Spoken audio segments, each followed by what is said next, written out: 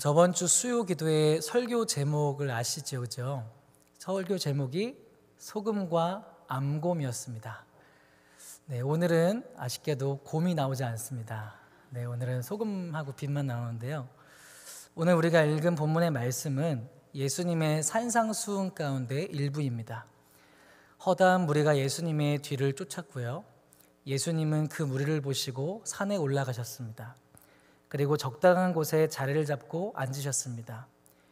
옛날에 유대인들은 중요한 것을 가르칠 때에는 앉아서 가르치는 관례가 있었다고 합니다.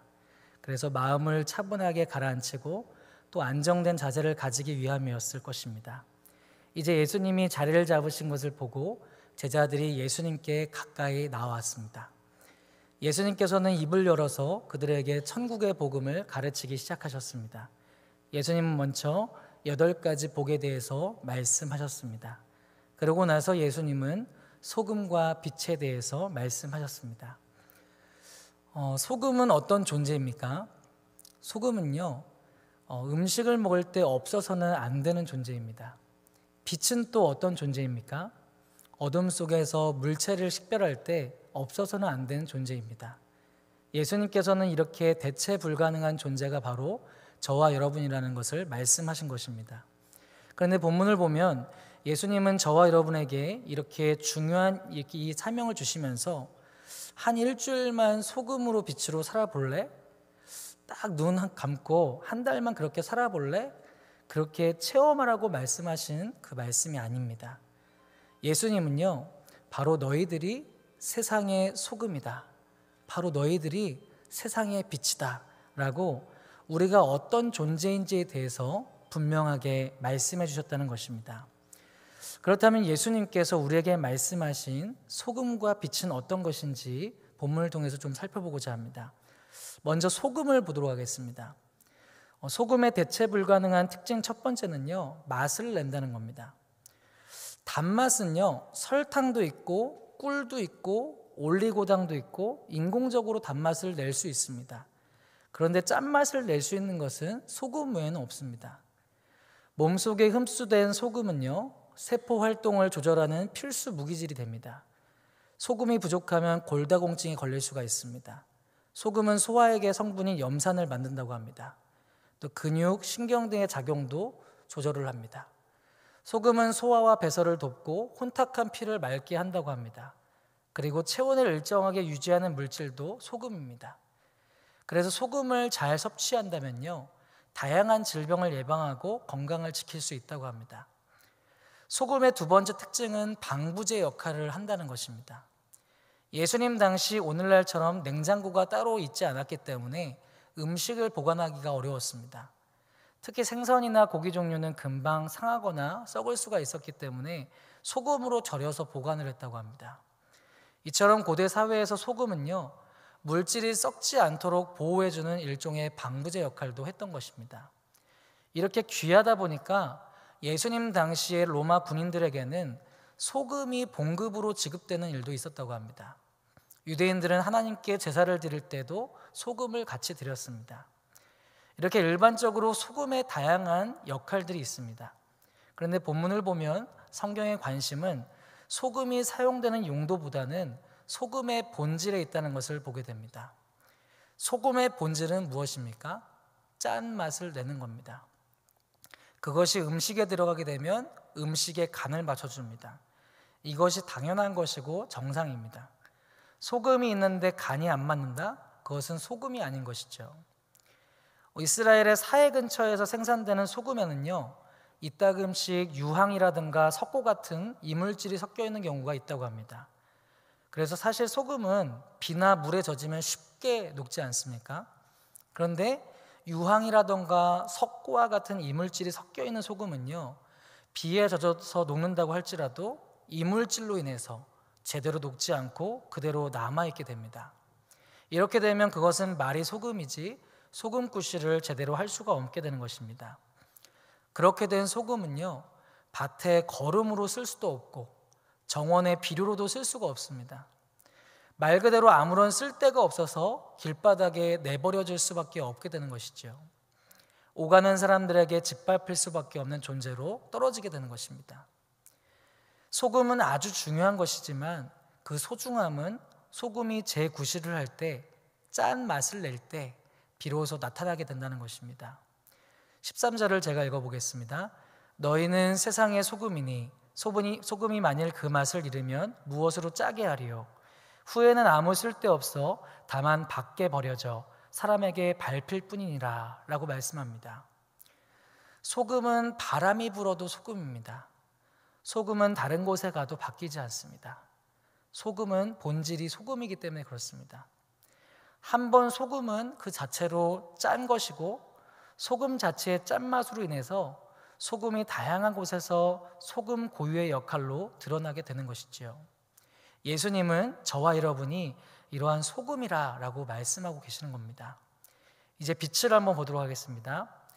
빛도 대체 불가능한 것입니다. 빛이 없으면 사물을 분간할 수가 없습니다. 깜깜하면 우리가 마음대로 길을 걸어갈 수도 없고 어떤 물건을 생산할 수도 없습니다. 과거에 2011년 9월 15일 오후 3시 11분에 우리나라의 예비 전력이 0이었던 적이 있었습니다. 이날 엘리베이터에 갇힌 인원은 2,095명이었고 삽시간에 1,095건의 구조 요청이 들어왔습니다. 중소기업 4,500곳에서 300억 원 상당의 피해가 속출했습니다.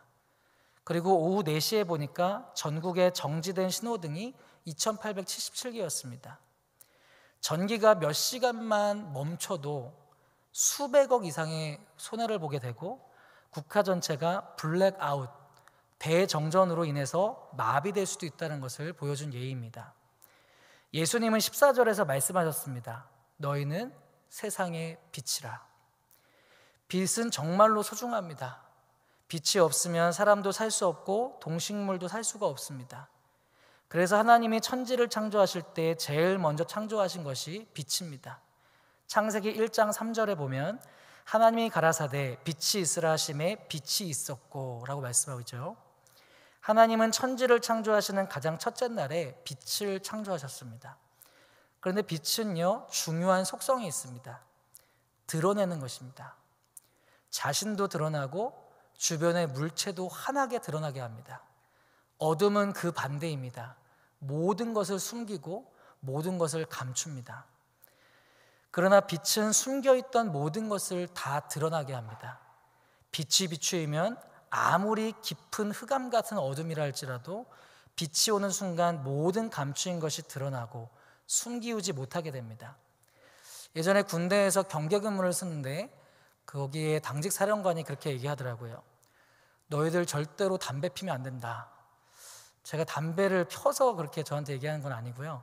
거기서 담뱃불이 멀리 1km 밖에서도 선명하게 그 빨간 요만한 불이 잘 보인대요.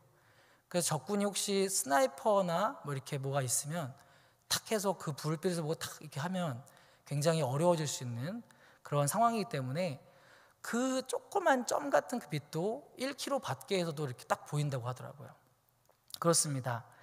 예수님께서는 14절 말씀에 보면 너희는 세상의 빛이라 산 위에 있는 동네가 숨겨지지 못할 것이요 라고 말씀하셨습니다. 예수님은 우리가 세상의 빛이라고 말씀하셨습니다. 빛이 있다면 아무리 깜깜한 곳에서도 반드시 보일 수밖에 없습니다. 빛은 자신도 드러내어지게 되어 있고 주변도 환하게 비춰주는 역할을 합니다. 우리가 빛인 이상 우리는 자신을 숨기면서 살아갈 수가 없다는 사실입니다.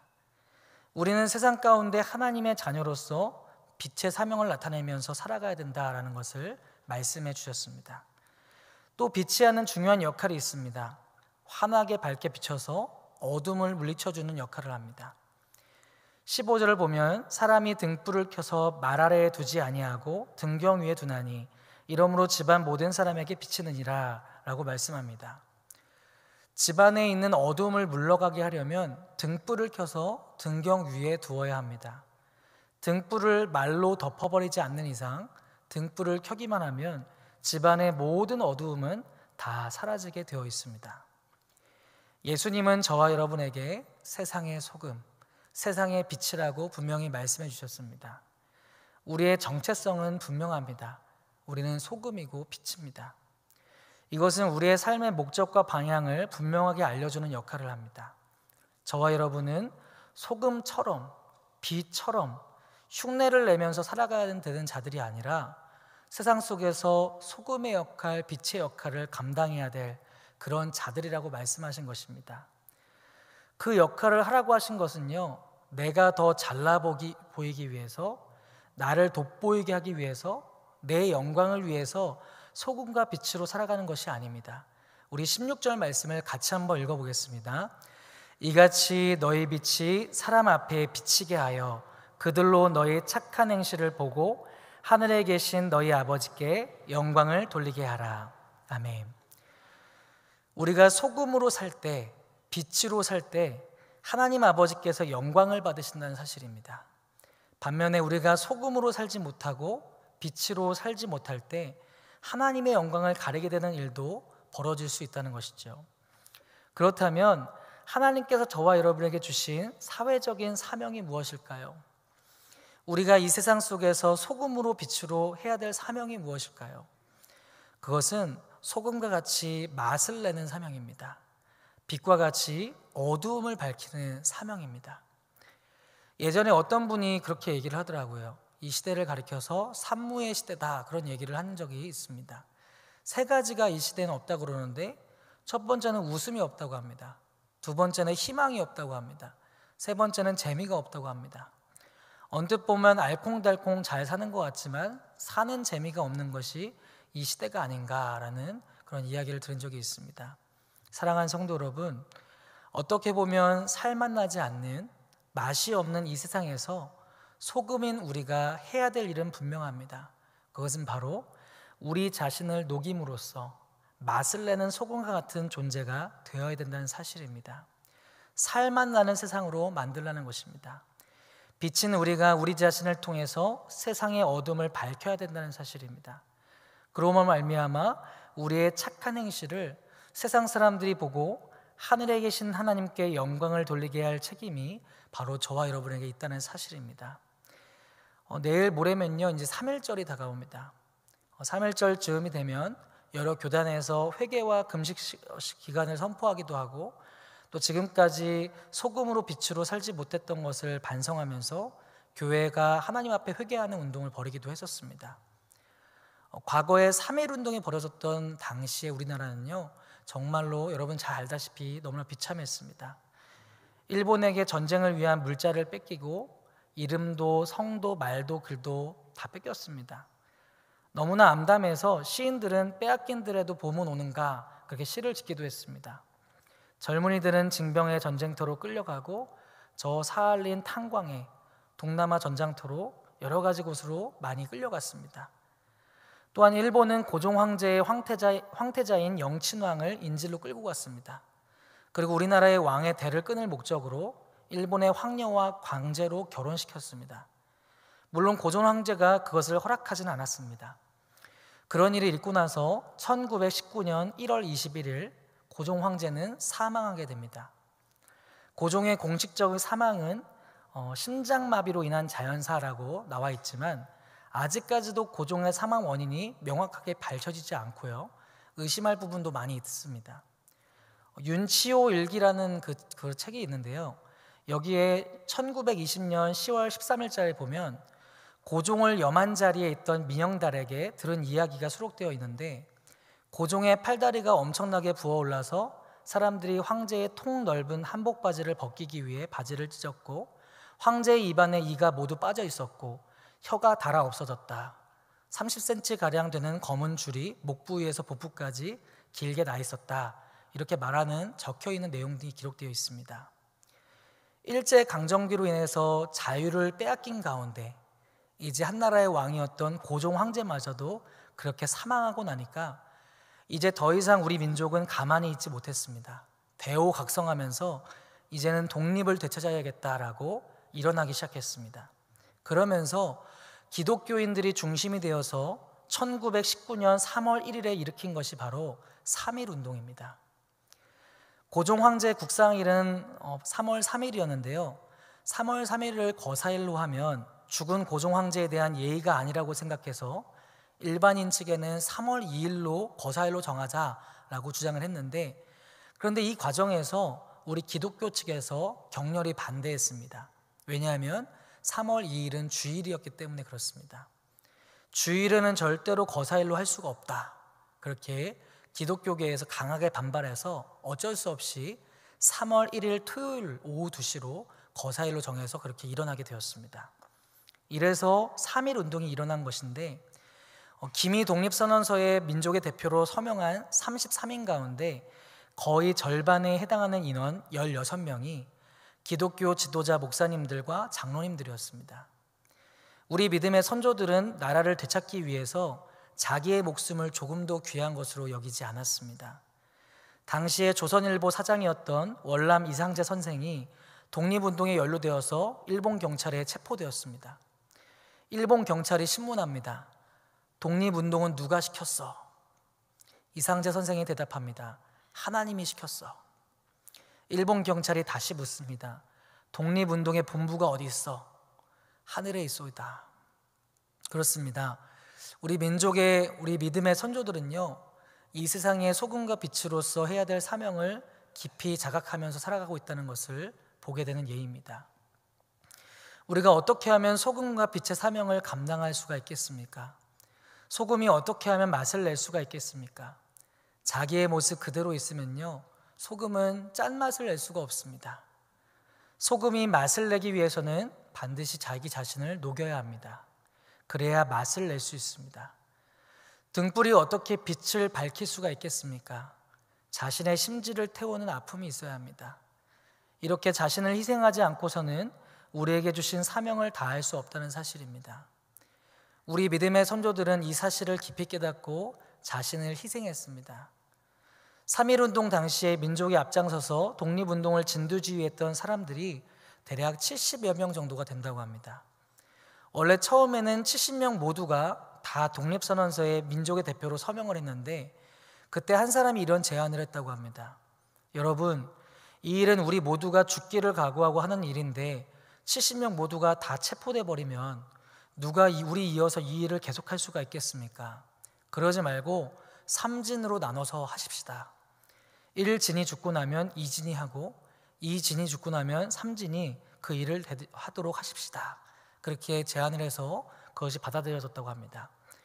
그래서 제일 먼저 죽을 사람 25명이 결정되었는데, 그 중에 들지 못한 사람이 안 된다고, 나도 먼저 죽어야 된다고 그렇게 우겨서 한 사람 한 사람 불어나서 나중에 33인까지 불어났다고 합니다.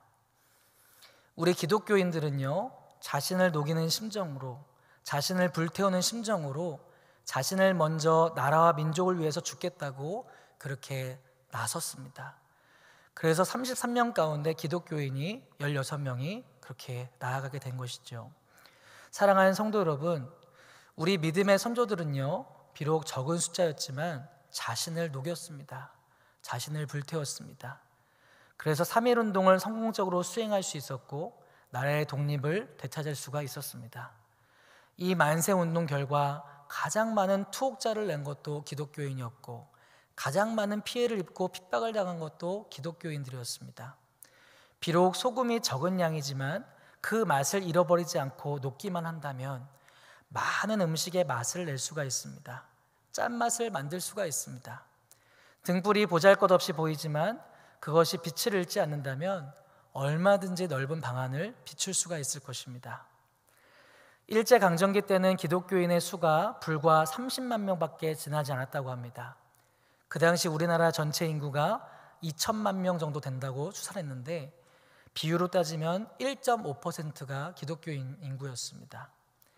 그러나 한 사람 한 사람이 조국과 민족을 위해서 주어진 사회적인 사명, 소금으로 빛으로 자기 자신을 녹이고 불태웠기 때문에 3.1운동을 성공적으로 수행하고 독립을 쟁취할 수가 있었습니다. 지금은 그때보다는 기독교인들이 훨씬 더 많습니다. 세계에서 가장 큰 대형교회 중에 몇 교회가 한국에 있습니다. 더 화려해지고 더 내세울 것이 많아지고 교회가 사회적으로 많은 영향력을 행사할 수 있는 상황도 더 많아지고 있는 것이 사실입니다. 그렇기 때문에 우리가 다시 한 번 더 점검하는 것이 필요합니다. 하나님께서 저와 여러분에게 말씀하셨습니다. 이같이 너희 빛이 사람 앞에 비추게 하여 그들로 너희 착한 행실을 보고 하늘에 계신 너희 아버지께 영광을 돌리게 하라. 이제 말씀을 맺도록 하겠습니다. 예수님은 이 시대를 살아가는 저와 여러분에게 우리의 정체성을 분명하게 알려주셨습니다.